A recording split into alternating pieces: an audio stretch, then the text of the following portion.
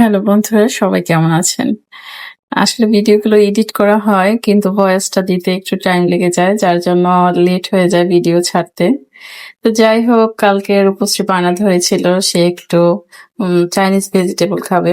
বাসায় তেমন সবজি ছিল না, যেহেতু এই সবজিটা রান্নার জন্য যেই ধরনের সবজি দরকার ওরকম কোনো সবজিই ছিল না। গাজর ছিল আর ক্যাপসিকাম ছিল, তো সেটা দিয়ে তাকে অল্প একটু করে রান্না করে দিয়েছিলাম।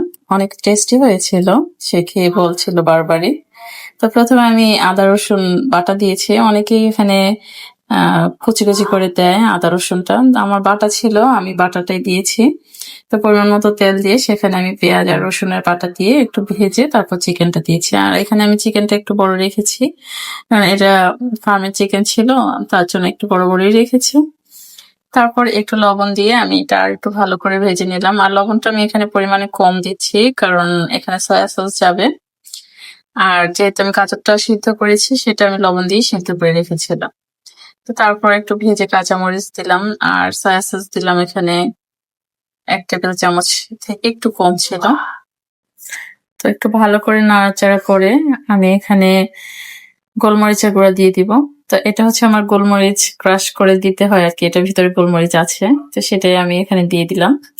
দিয়ে এখন আবার একটু নাড়াচাড়া করে আমি সবজিগুলো দিয়ে দিব। আসলে চাইনিজ এই ভেজিটেবলটা, চাইনিজ যে কোনো রান্নায় ভেজিটেবল একদম সিদ্ধ করতে হয় না।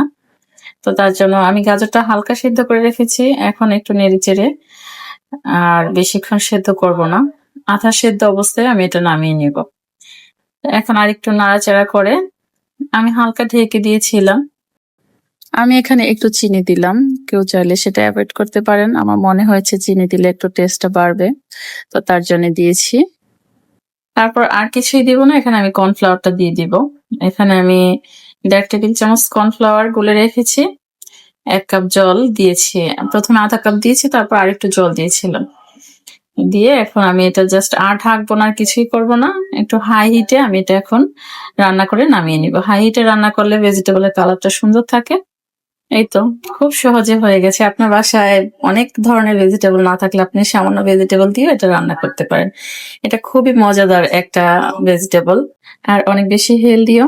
তো আজকে আমার রান্নাটা আপনাদের কেমন লেগেছে অবশ্যই জানাবেন। ভালো থাকবেন সবাই, শুভরাত্রি।